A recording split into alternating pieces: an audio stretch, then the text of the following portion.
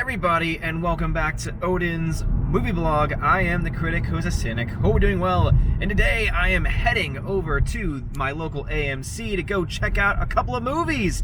At least one movie. Hopefully more than one, because it's been way too long since Odin has seen a movie, and I'm going to be starting off my movie-going experience with a movie called The Lighthouse. This is a movie that I actually missed out on seeing early a few weeks ago when John, the Flick Pick, invited me to go with him, and I've been regretting that decision ever since. I've heard wonderful things about this film, the fact that it's shot using a mono soundtrack, 35mm print, old school 4:3 aspect ratio, and using actual lenses on the camera from the time period that it's taking place in. All that stuff has got all the juices flowing for me, a huge movie buff, and just huge fan of physical media especially as well. So I'm very excited for this movie. I might try and see Harriet as well.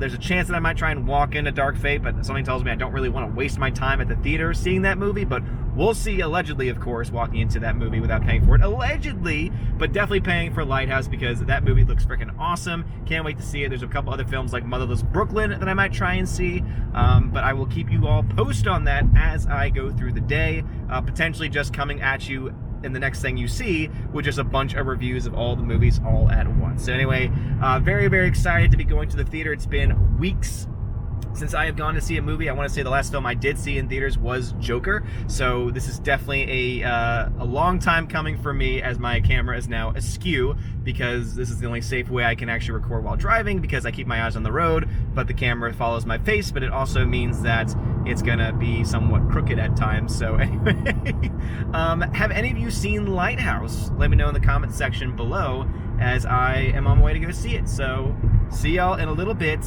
Very excited.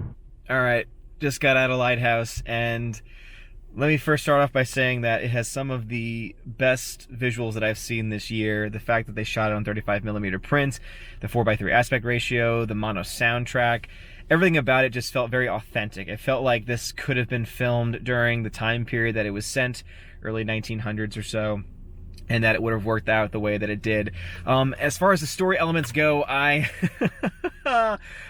it's such a mixed bag, because there are some things about it that I love. For example, I think that the performances are truly fantastic.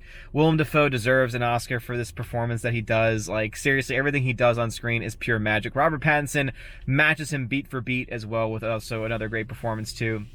But the lines and the story and some of the shots that just don't make a lot of sense, that are very confusing, I don't know how to feel about it. I really don't know how to feel about it, because I just don't quite understand the ending of the story. But not just the ending of the story, it's just also several pieces in between the story as well. And there are a couple of scenes that, to me, just don't feel like they're necessary to the story. You all know how I feel about whenever there's any type of sexual content. I just have to ask the question, is this being done for art or for other reasons? And I'm sure there's an argument that could be made, at least for this film.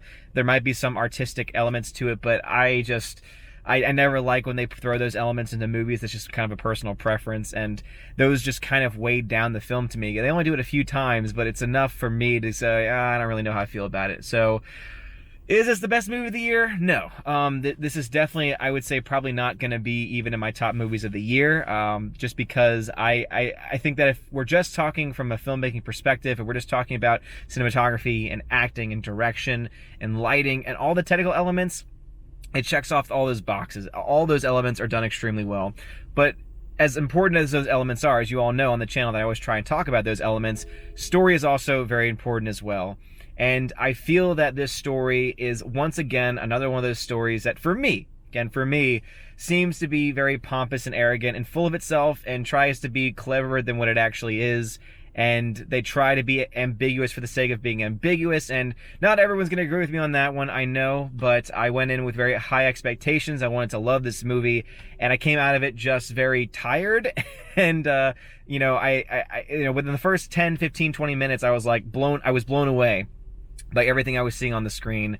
But then the story had to take place from there, had to pick up from there, and maybe this is a movie that I need to see again. I mean, there's definitely always that chance that there's certain films that when you go into it again for the second time in a different environment, sometimes it's a little bit better, but I am very underwhelmed by the film, narratively speaking, But if I'm at grade it purely on aesthetics, acting, direction, etc., all those categories would get A's from me. The story to me would probably get somewhere in the C minus range, to be perfectly honest. I just, again, it reminds me a lot of these films that try and just it's like almost like that art house type feel to it. And I know some people have been saying that it doesn't have that feel to it, but I think that it has that much of it that it just, to me, is a little bit full of itself at times. And I think that that part just really kind of pervades throughout the entirety of the film. So if I had to give this overall grade, I'd probably give it a C plus.